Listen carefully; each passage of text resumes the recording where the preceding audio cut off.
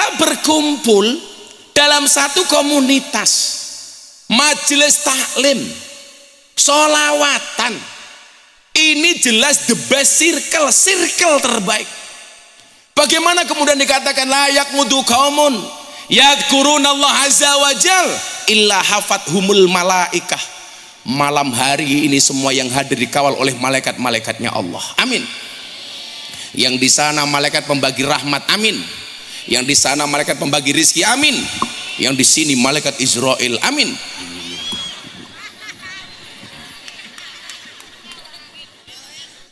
Kasihan amat jomblo mati. Kamu jadi santri jomblo santai saja. Ternyata jomblo itu investasi surga. Butuh tahu dalilnya. Man asyaqo fa'afa fakatama famata mata syahidan. Subhanallah.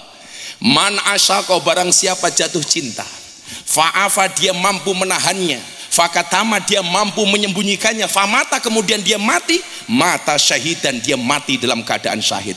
Syaratnya apa? Syaratnya kamu jomblo tidak bermaksiat. Kok ini anak-anak hadroh dia seneng sama cewek, ceweknya ditolak, santai saja. Cinta ditolak, Ustadz Hariri bertindak.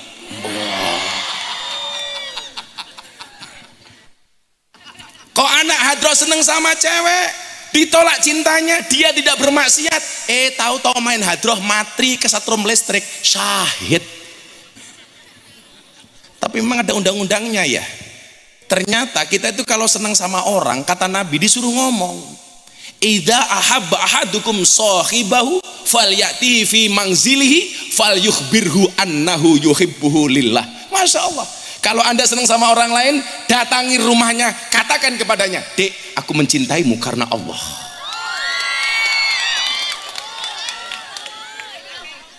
Kok ditolak? Santai saja.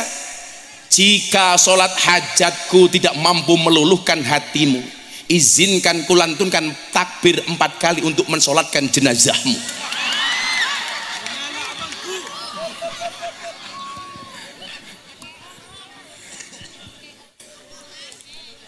Santri galau.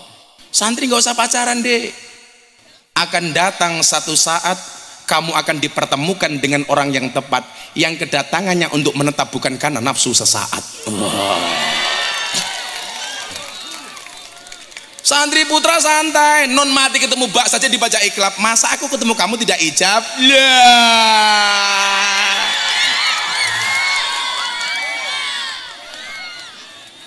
Ingat, menaklukkan santri tidak dengan I love you, tapi dengan kobil tuh. Makanya ini cowok-cowok kita kasih tahu kalian ya. Dulu Gus Miftah di pondok dan kuliah yang nggak punya pacar sendiri Gus Miftah. Kenapa? Pas kuliah saya paling miskin.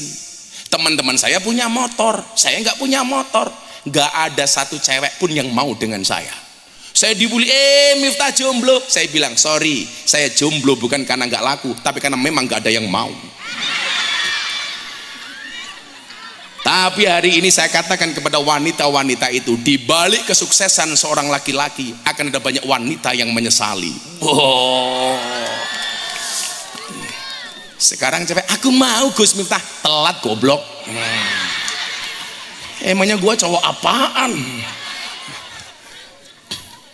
Mas, tak kasih tahu, cintamu boleh kandas tapi karirmu harus jelas. Ingat, karir yang jelas akan mengundang cinta yang berkualitas.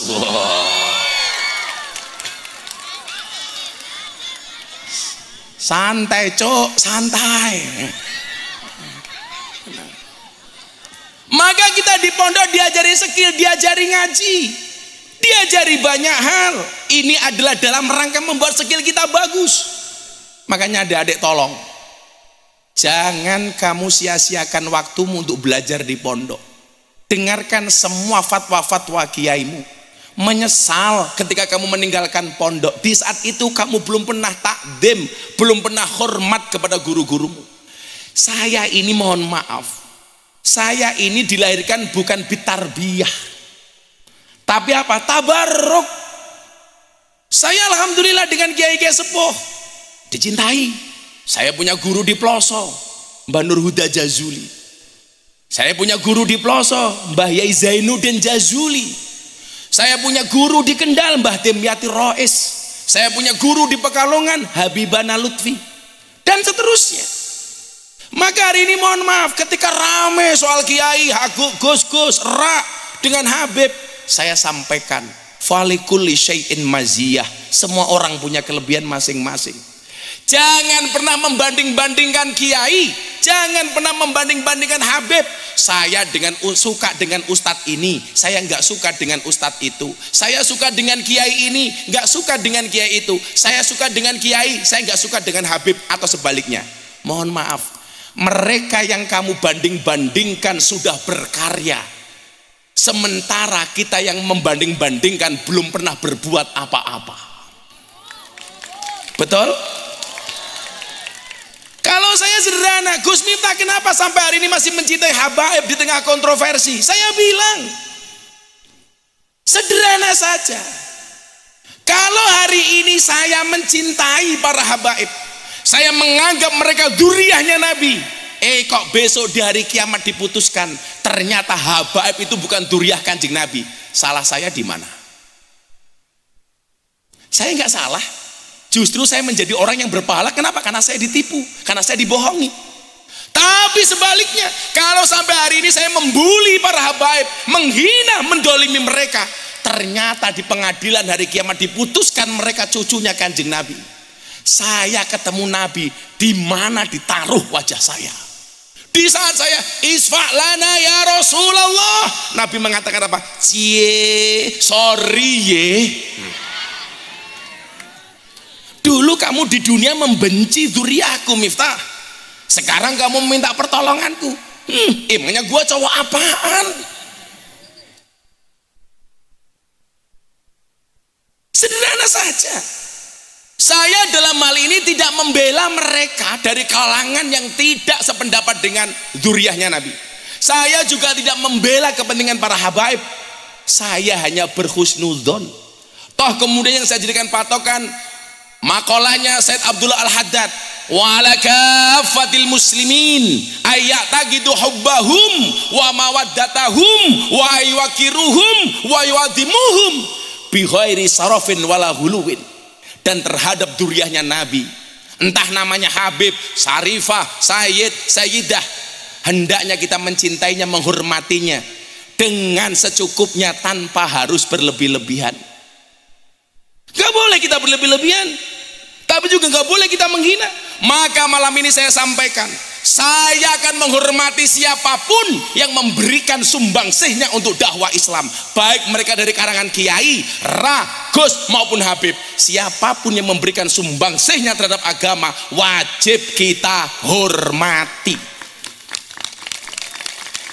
Saya kalau diminta sholawatan teriak-teriak rock and roll seperti Ustadz Hariri, telak saya jebol.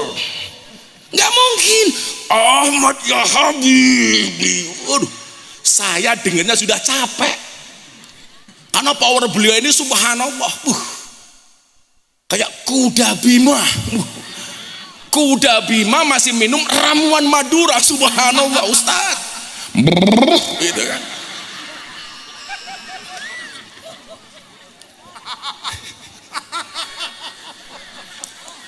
Saya nggak mampu. Ma'asyalama fi amani. Saya mesti begitu. Saya nggak mampu. Tapi itu maziyah beliau. Karena beliau punya prinsip mukmin yang kuat lebih disukai oleh Allah daripada mukmin yang lemah. Saya nggak mampu. Maziyah beliau di situ.